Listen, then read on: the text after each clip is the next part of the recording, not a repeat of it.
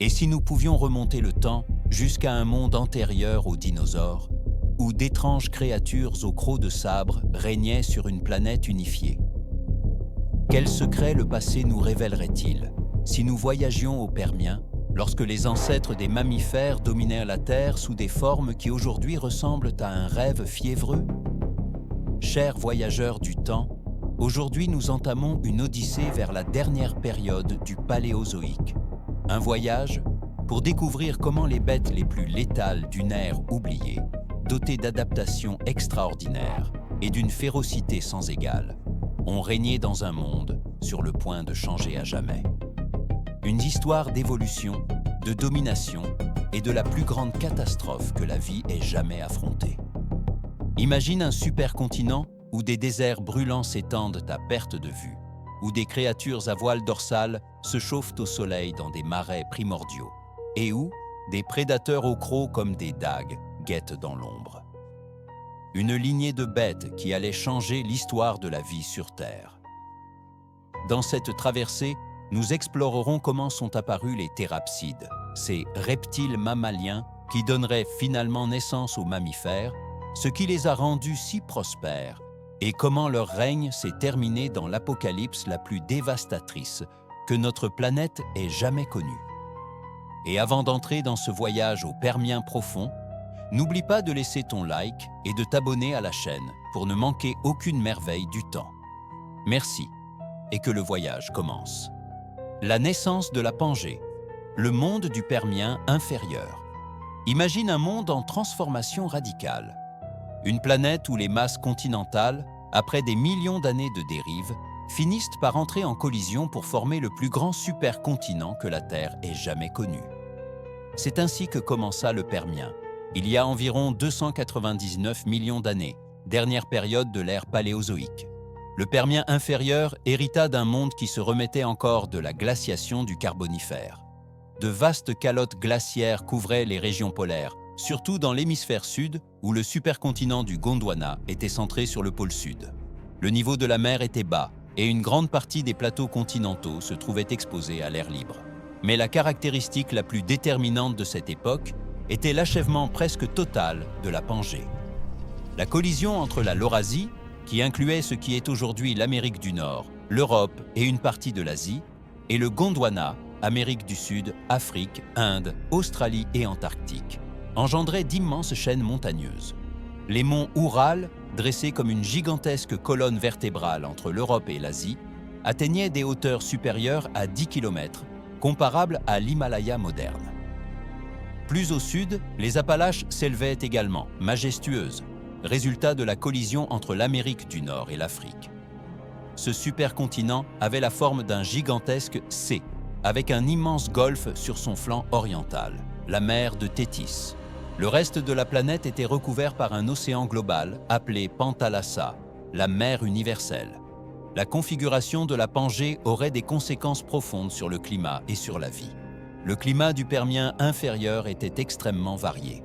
Dans les régions polaires du sud, les glaciers dominaient encore, créant un paysage de toundra glacée. Mais à mesure qu'on se rapprochait de l'équateur, les conditions changeaient drastiquement.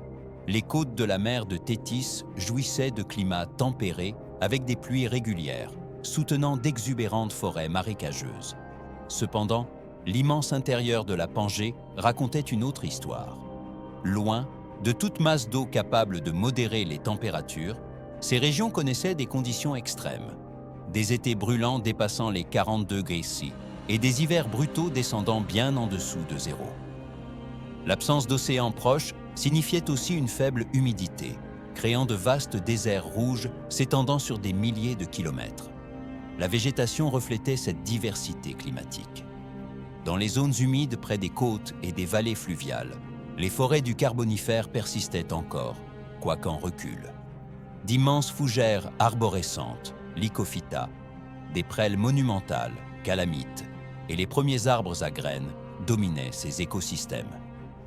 Mais les plantes évoluaient. Des gymnospermes primitives, plantes à graines nues, ne nécessitant pas autant d'humidité que leurs prédécesseurs, commençaient à s'étendre. Les conifères ancestraux, les ginkgos et les cycadales, s'adaptaient à des climats plus secs. dans les Adare, océans. La vie marine était abondante. Les trilobites, ces arthropodes emblématiques qui avaient dominé les mers depuis le Cambrien, existaient encore, même si leur diversité diminuait. Les brachiopodes, mollusques bivalves primitifs, formaient de denses colonies sur le fond marin. Les échinodermes, étoiles de mer, oursins et lys de mer, proliféraient dans les eaux peu profondes. Les ammonoïdes, ancêtres des poulpes et calamars à coquilles en spirale, sillonnaient les eaux ouvertes. Et dans les profondeurs, les premiers requins primitifs, très différents de leurs descendants modernes, guettaient leur proie. Mais peut-être les habitants les plus fascinants du Permien inférieur étaient-ils les vertébrés terrestres. La conquête de la terre ferme, amorcée au Dévonien avec les premiers amphibiens, avait produit des résultats spectaculaires.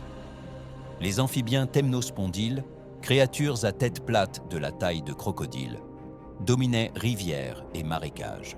Certains, comme Eriops, atteignaient 2 mètres de long et étaient de redoutables prédateurs en milieu aquatique. Le véritable basculement, cependant, se produisait chez les amniotes, ces vertébrés pondant des œufs terrestres qui ne dépendaient plus de l'eau pour se reproduire.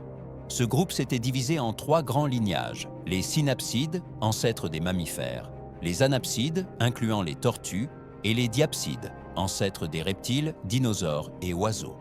Et parmi eux, un lignage entamait son ascension irrésistible, les synapsides.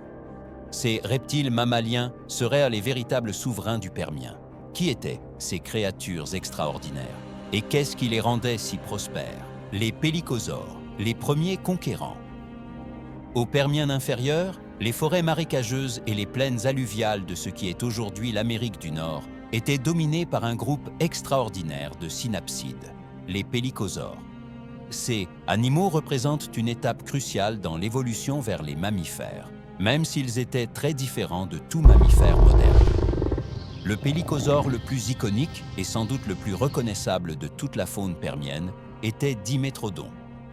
Avec sa spectaculaire voile dorsale, Dimétrodon est souvent confondu avec un dinosaure, mais il vivait 40 millions d'années avant l'apparition du premier dinosaure. C'était un synapside, plus proche de nous, les mammifères, que de n'importe quel reptile. Dimétrodon était une bête impressionnante. Les plus grandes espèces, comme Dimétrodon grandi, atteignaient jusqu'à 3,2 mètres de long et pesaient autour de 250 kg, à peu près la taille d'un grand jaguar. Sa caractéristique la plus distinctive était bien sûr l'énorme voile dorsale, soutenue par des épines vertébrales allongées se projetant depuis la colonne. Cette voile pouvait dépasser un demi-mètre de hauteur. À quoi servait une structure aussi frappante? Pendant des décennies, l'explication dominante fut la thermorégulation. Selon cette théorie, à l'aube, Dimétrodon orientait sa voile vers le soleil, se réchauffant plus vite que ses proies à sang-froid. Cela lui conférait un avantage crucial. Il pouvait être actif et chasser, tandis que ses proies étaient encore ralenties par le froid nocturne. Plus tard dans la journée, la voile aurait pu dissiper l'excès de chaleur, évitant la surchauffe. Cependant, des études récentes ont remis cette hypothèse en question. Des analyses biomécaniques suggéraient que la voile n'aurait peut-être pas été assez efficace pour la thermorégulation. Alors, quelle était sa fonction? Les théories actuelles privilégient l'affichage sexuel et la communication sociale. Une voile grande et colorée aurait pu signaler la santé et la vigueur, attirer des partenaires et intimider des rivaux. Comme la queue du pont, la voile de Dimétrodon pourrait être un produit de la sélection sexuelle. Mais au-delà de sa voile, Dimétrodon était un prédateur redoutable.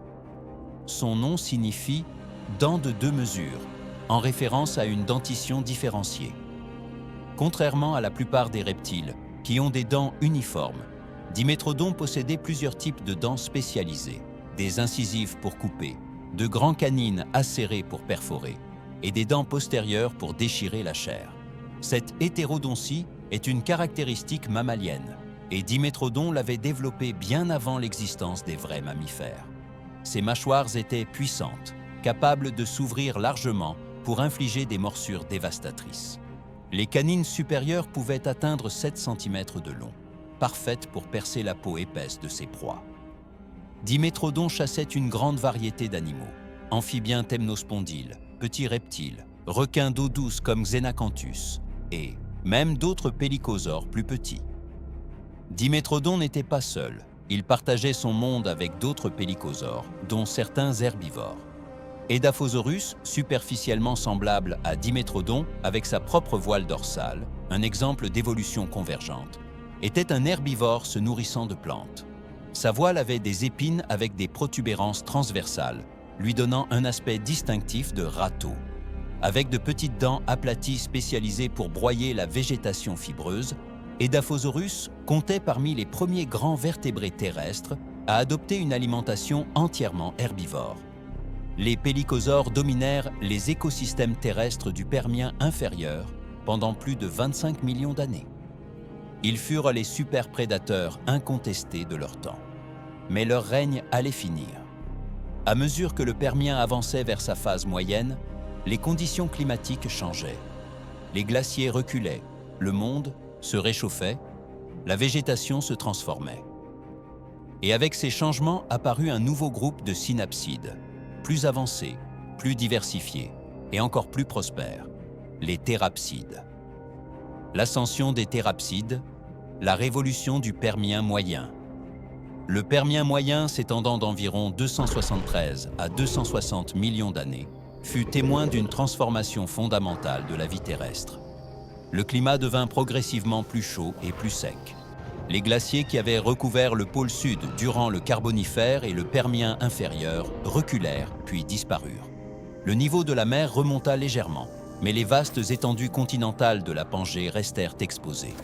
L'intérieur du supercontinent devint une zone de plus en plus aride. Les forêts marécageuses du Carbonifère, qui exigeaient une humidité constante, poursuivirent leur déclin. À leur place, des paysages de savane dominés par des fougères à graines, Glossopteris au Gondwana, et des conifères primitifs s'étendirent sur d'immenses régions. Les déserts rouges, formés de sable et de roches oxydées, caractérisaient une grande partie de l'intérieur de la Pangée. Dans ce monde changeant, un nouveau groupe de synapsides émergea et se diversifia rapidement. Les thérapsides, ou reptiles à allure de bête. Ces animaux représentaient un progrès évolutif significatif par rapport aux pélycosaures. Ils possédaient des caractéristiques les rapprochant des mammifères, un palais secondaire plus développé permettant de respirer tout en mangeant, des articulations des membres plus efficaces plaçant les pattes plus verticalement sous le corps, améliorant la locomotion, des dents encore plus différenciées et probablement un métabolisme plus performant. Au Permien moyen, un groupe particulièrement spectaculaire de thérapsides domina les écosystèmes, les dinocéphaliens, dont le nom signifie « tête terrible ». Ces animaux, herbivores comme carnivores, se caractérisaient par des crânes massifs aux os épaissis, surtout sur le sommet de la tête. Cet épaississement suggère qu'ils se livraient à des combats de rut, heurtant leur tête contre celle de leurs rivaux, à l'image des béliers et des bœufs musqués modernes. Les dinocéphaliens carnivores, comme Titanophonus et Antéosaurus, étaient des prédateurs redoutables. Antéosaurus, dont le nom signifie « lézard d'avant », atteignait jusqu'à 6 mètres de long et pesait plus d'1 tonne. Il avait un crâne énorme et robuste, des mâchoires garnies de dents acérées comme des couteaux et des pattes puissantes. Ses yeux, placés haut sur le crâne, lui donnaient une excellente vision pour repérer les proies à distance. Les dinocéphaliens herbivores étaient tout aussi impressionnants. Moschops, qui signifie « face de veau », était une créature de la taille d'un rhinocéros, au corps en tonneau porté par des pattes courtes mais robustes. Son crâne était massif, avec une épaisseur osseuse exceptionnelle, atteignant plusieurs centimètres. Moschops vivait probablement en troupeau, broutant les fougères et la végétation basse des plaines alluviales. Mais les dinocéphaliens ne durèrent pas. À la fin du Permien moyen, il y a environ 260 millions d'années, ce groupe s'éteignit presque complètement. Les causes exactes sont débattues, mais elles impliquaient probablement des changements climatiques et la concurrence d'autres thérapsides plus efficaces. Avec la disparition des dinocéphaliens, la scène était prête pour l'émergence des thérapsides les plus avancés et les plus létaux, les gorgonopsiens et d'autres thérapsides du Permien supérieur.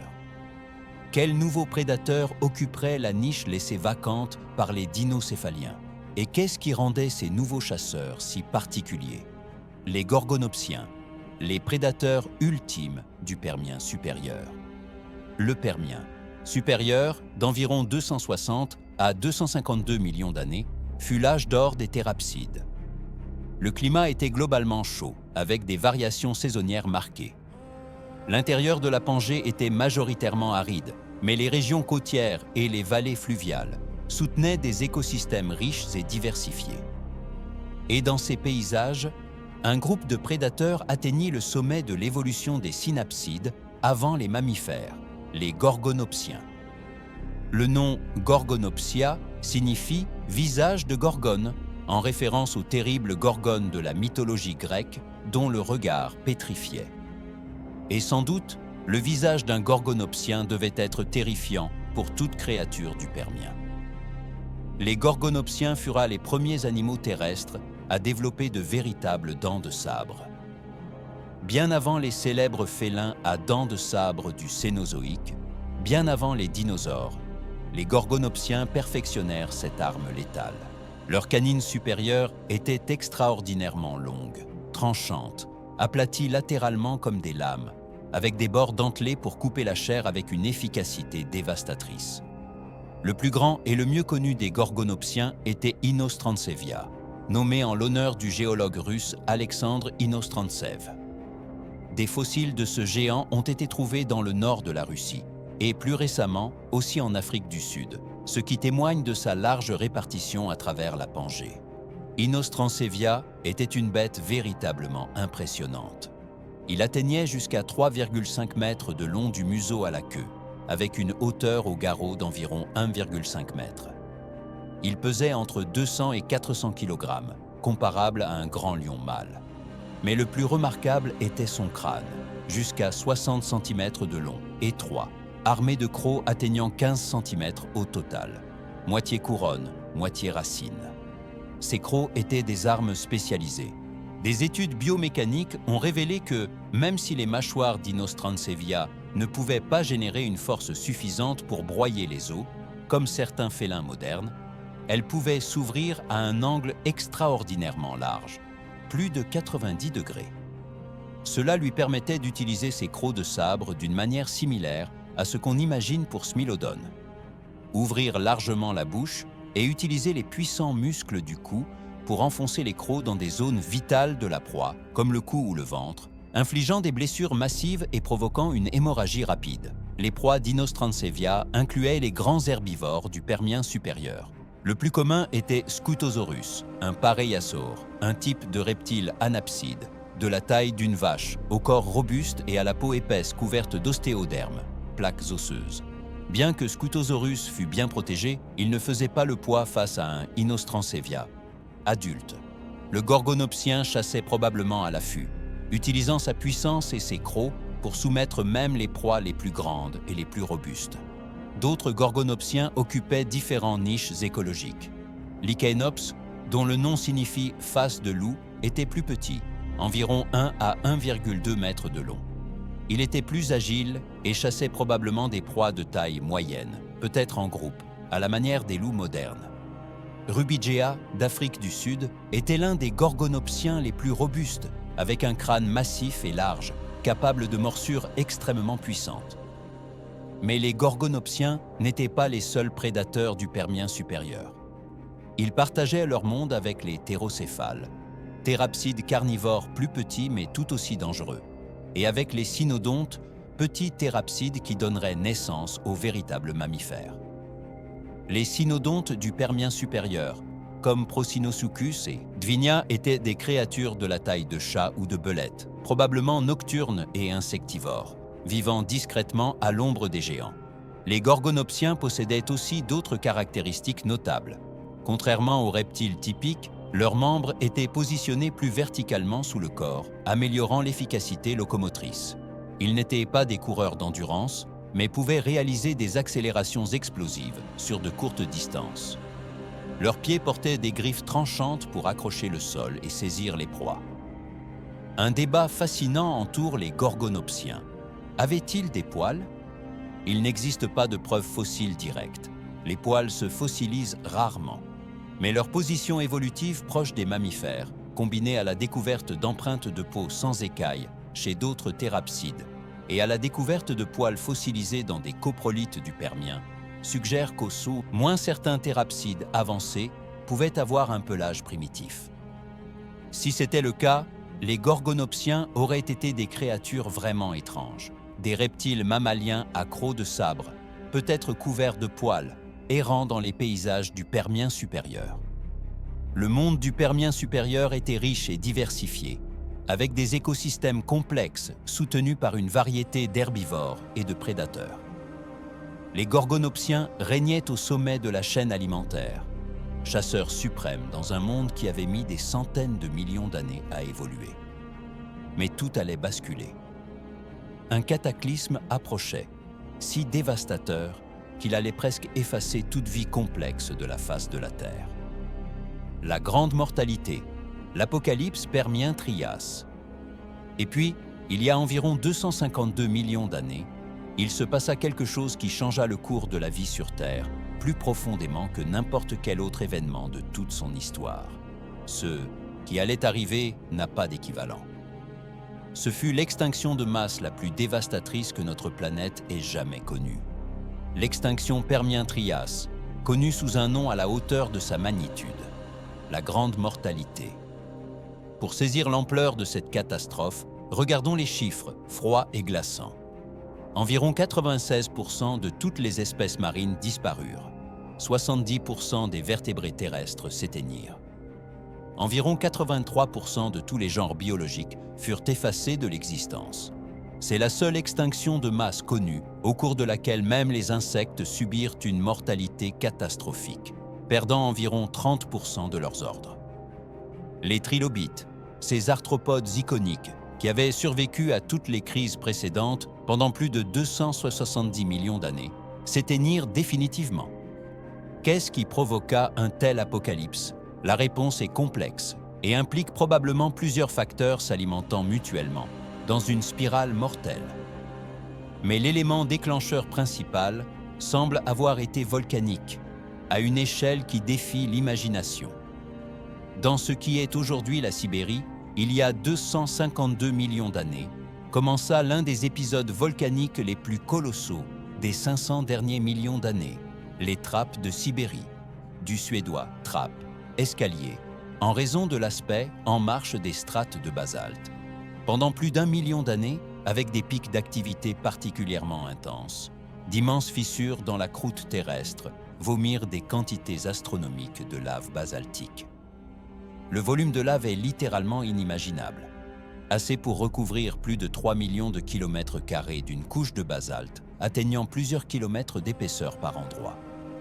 Pour donner un ordre d'idée, c'est approximativement la superficie de l'Inde moderne, recouverte de roches fondues. On estime que le volume total de lave expulsée équivalait à toute l'eau contenue dans tous les océans de la Terre. Mais la lave elle-même ne fut pas le principal meurtrier. Les éruptions libérèrent d'immenses quantités de gaz mortels dans l'atmosphère, dioxyde de soufre, SO2.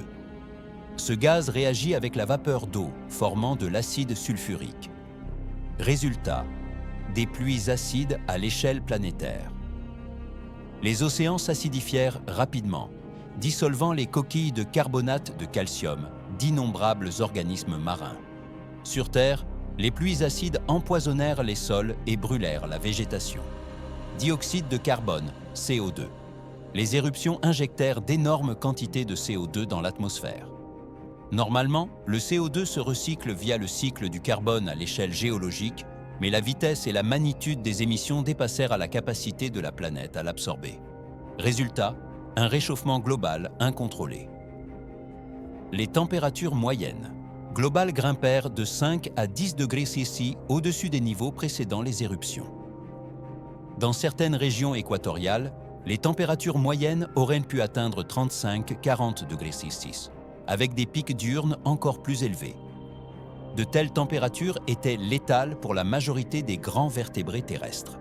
Et c'est ici que la catastrophe entra dans une spirale de rétroaction positive. Le réchauffement extrême des océans déstabilisa les hydrates de méthane piégés dans les sédiments du fond marin. Le méthane, gaz à effet de serre environ 25 fois plus puissant que le CO2, remonta vers l'atmosphère en quantité massive. C'est ce qu'on appelle l'hypothèse du fusil à clatrate, une décharge de méthane qui amplifia encore le réchauffement. Une étude récente a mis en évidence un autre facteur crucial, des changements extrêmes du phénomène El Niño. Habituellement, El Niño dure 1 ou 2 ans, mais durant l'extinction du Permien, il semble qu'El Niño ait persisté bien plus longtemps, peut-être des décennies ou des siècles, provoquant des oscillations sauvages entre sécheresse extrême et inondations catastrophiques. Les écosystèmes, déjà sous stress, ne pouvaient tout simplement pas s'adapter à des changements aussi rapides et violents. Les températures océaniques devinrent si élevées que l'eau perdit une grande partie de son oxygène dissous, créant d'immenses zones mortes anoxiques. Dans ces régions dépourvues d'oxygène, des bactéries anaérobies prospérèrent, notamment des bactéries vertes du soufre, produisant du sulfure d'hydrogène, H2S, comme sous-produit. Le H2S est hautement toxique pour la plupart des formes de vie aérobie. À mesure que ces bactéries se multipliaient, le sulfure d'hydrogène s'accumulait dans les eaux profondes. Les concentrations finiraient par devenir si élevées que le gaz commença à remonter vers la surface puis à s'échapper dans l'atmosphère. Le ciel au-dessus des océans aurait pu prendre une teinte verdâtre avec une odeur d'œuf pourri. Pour les animaux terrestres respirant cet air empoisonné, ce devait être comme vivre dans un enfer toxique. Les niveaux d'oxygène atmosphérique chutèrent aussi drastiquement. D'environ 30% au début du Permien, l'oxygène descendit jusqu'à près de 13% sur une période géologiquement courte, d'environ 20 000 ans. Pour donner une perspective, au niveau de la mer aujourd'hui, nous respirons environ 21% d'oxygène. 13% correspond à respirer comme à 5000 mètres d'altitude dans les Andes ou l'Himalaya.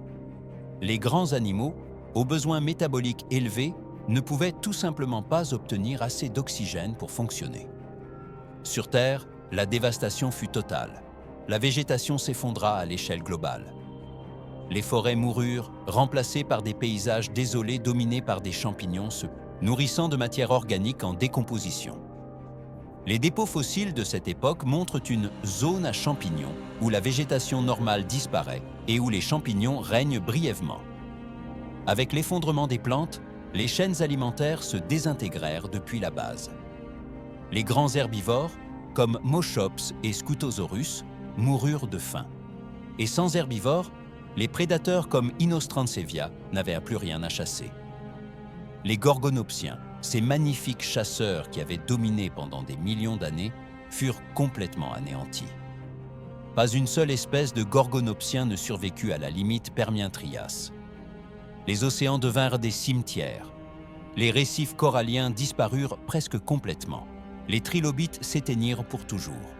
Les conodontes, petits organismes aux éléments dentaires minéralisés qui avaient été incroyablement abondants, subirent des pertes massives.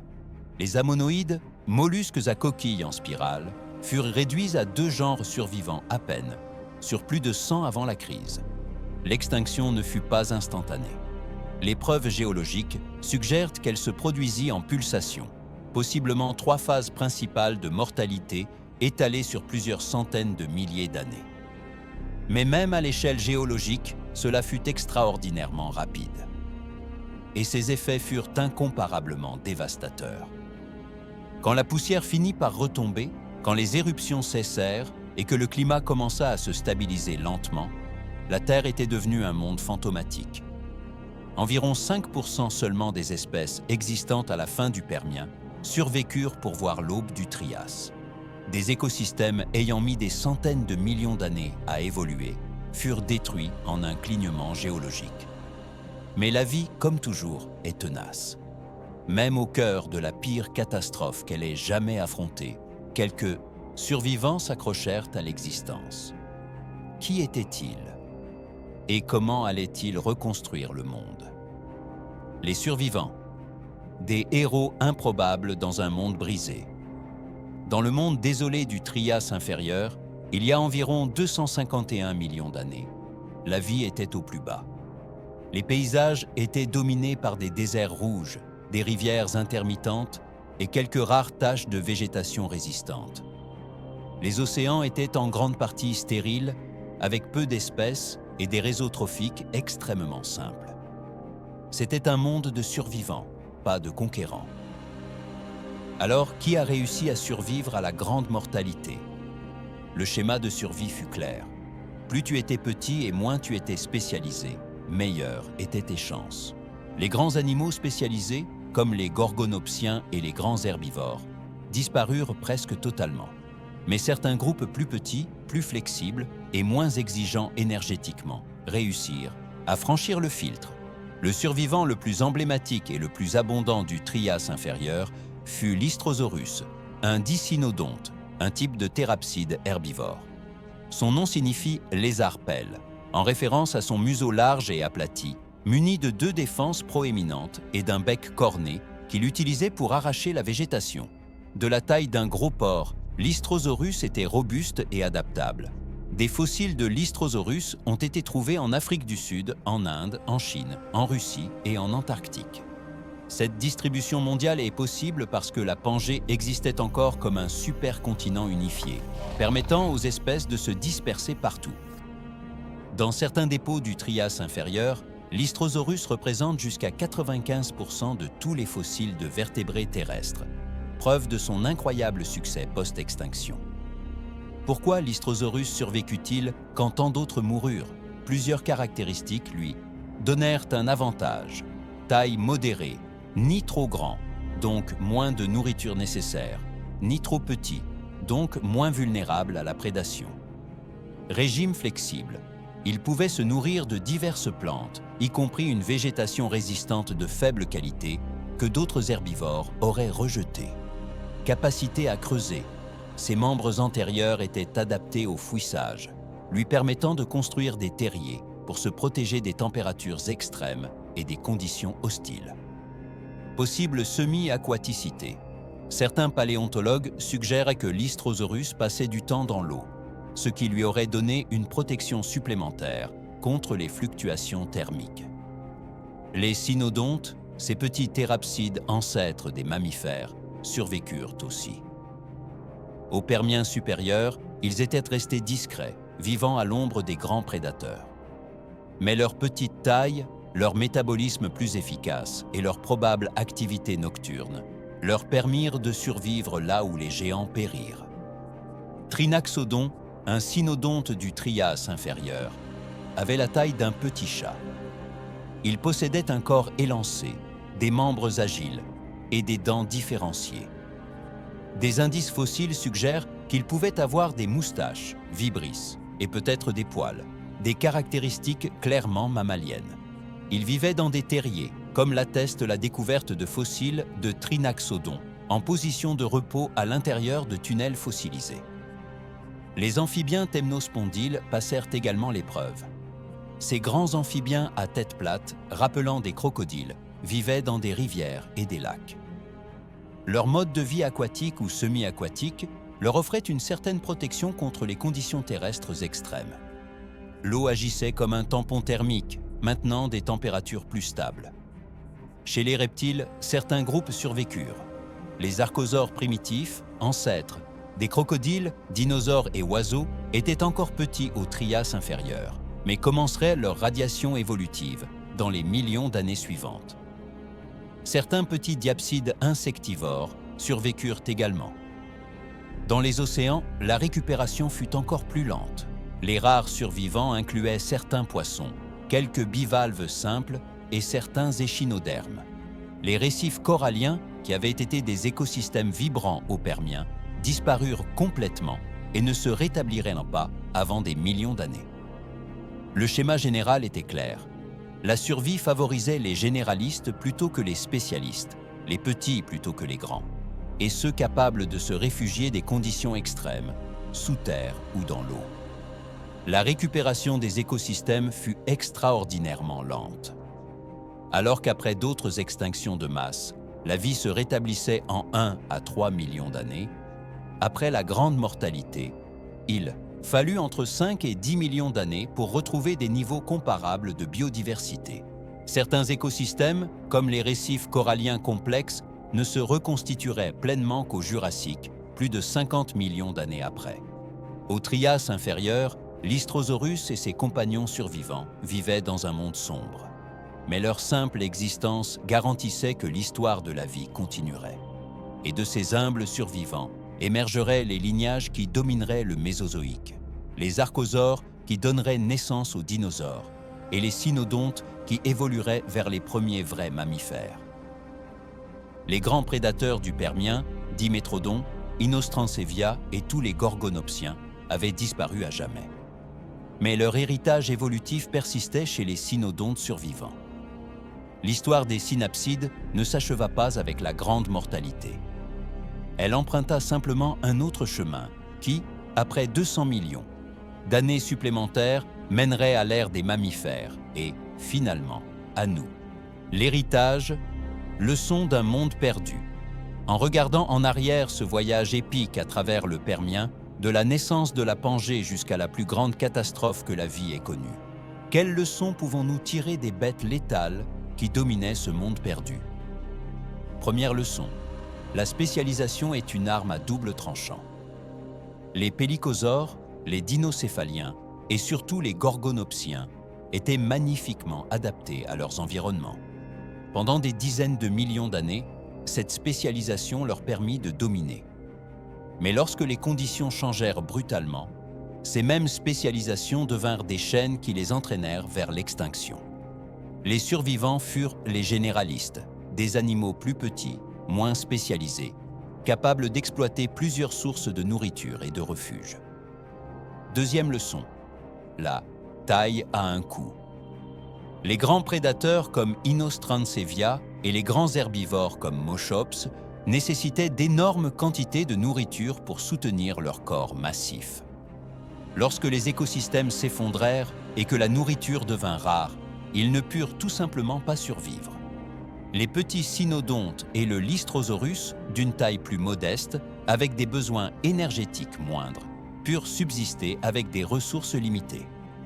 Troisième leçon, les changements peuvent s'accumuler jusqu'à un point de non-retour. Les trappes de Sibérie n'ont pas causé l'extinction à eux seuls. Ils furent le déclencheur d'une cascade. Réchauffement global, acidification des océans, anoxie, libération de méthane, émission de sulfure d'hydrogène. Chaque facteur amplifia les autres dans une spirale mortelle. Cette dynamique de rétroaction positive transforma une crise sévère en quasi-apocalypse. Quatrième leçon, la reconstruction de la biodiversité est lente. Détruire est rapide, reconstruire est lent. Des écosystèmes complexes, ayant mis des centaines de millions d'années à se développer, furent anéantis en moins d'1 million d'années. Mais reconstruire cette complexité prit 5 à 10 millions d'années, et certains écosystèmes ne retrouvèrent jamais leur forme d'origine. Le monde post-permien fut fondamentalement différent du monde pré-permien. Cinquième leçon, les extinctions remodèlent la trajectoire de l'évolution. Sans l'extinction Permien-Trias, les dinosaures n'auraient probablement jamais dominé. Les archosaures étaient marginaux au Permien supérieur.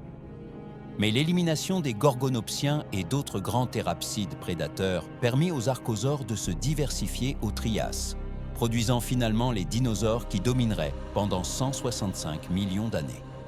Et sans l'extinction des dinosaures il y a 66 millions d'années, les mammifères, descendants de ces petits cynodontes du Permien, n'auraient jamais atteint leur propre domination. Sixième leçon, la vie est résiliente, mais pas invulnérable. Même après la disparition de 96% des espèces marines et de 70% des terrestres, la vie persista. Les écosystèmes se rétablirent. De nouvelles formes évoluèrent. Mais l'extinction permienne nous rappelle qu'il existe des limites. Si les trappes de Sibérie avaient été encore plus vastes, si les températures avaient augmenté un peu plus, si l'oxygène avait chuté un peu plus bas, il est concevable que toute vie complexe aurait pu disparaître, ne laissant que des bactéries et d'autres micro-organismes. Septième leçon. notre époque présente des parallèles inquiétants. Aujourd'hui, nous injectons du CO2 dans l'atmosphère à des vitesses qui, bien que lentes comparées au pic d'activité des trappes de Sibérie, sont extraordinairement rapides à l'échelle géologique. Les océans se réchauffent et s'acidifient. Les niveaux d'oxygène océanique diminuent dans certaines régions. Nous ne sommes pas proches d'une extinction de l'ampleur Permien-Trias, mais les mécanismes en jeu sont les mêmes que ceux d'il y a 252 millions d'années. Étudier la grande mortalité n'est pas seulement une curiosité paléontologique. C'est une fenêtre sur ce qui peut arriver quand les systèmes climatiques de la Terre sont poussés au-delà de leurs limites. Les prédateurs du Permien, du Dimétrodon iconique et sa voile dorsale au terrible Inostrancevia et ses crocs de sabre, furent parmi les animaux les plus prospères de leur temps. Ils dominèrent à la Terre pendant des dizaines de millions d'années, mais leur succès ne les rendit pas immunisés contre la catastrophe. Quand le monde changea trop vite, même les plus puissants périrent. Pourtant, leur histoire n'est pas un récit d'échec, mais d'un succès évolutif extraordinaire. Les synapsides, le lignage, qui incluait pélycosaures, gorgonopsiens et cynodontes, donnèrent finalement naissance aux mammifères. Et les mammifères, après avoir attendu patiemment dans l'ombre pendant 165 millions d'années, tandis que les dinosaures régnaient, hériteraient finalement de la Terre. En chacun de nous, en chaque mammifère moderne, bat l'héritage évolutif de ces bêtes permiennes. Nos dents différenciées, notre articulation mandibulaire unique, les 3 osselets de notre oreille moyenne, notre métabolisme endotherme. Toutes ces caractéristiques plongent leurs racines dans les innovations évolutives des synapsides du Permien. Les gorgonopsiens se sont éteints il y a 252 millions d'années. Mais leur histoire résonne à travers les âges, nous rappelant la grandeur et la fragilité de la vie, la puissance de l'évolution et les conséquences des changements environnementaux extrêmes. Si ce voyage au Permien t'a plu, dans ce monde d'avant les dinosaures, où nos ancêtres les plus lointains régnaient en maîtres, n'oublie pas de t'abonner à la chaîne pour continuer à explorer ensemble les mystères du passé profond. On se retrouve dans la prochaine aventure préhistorique.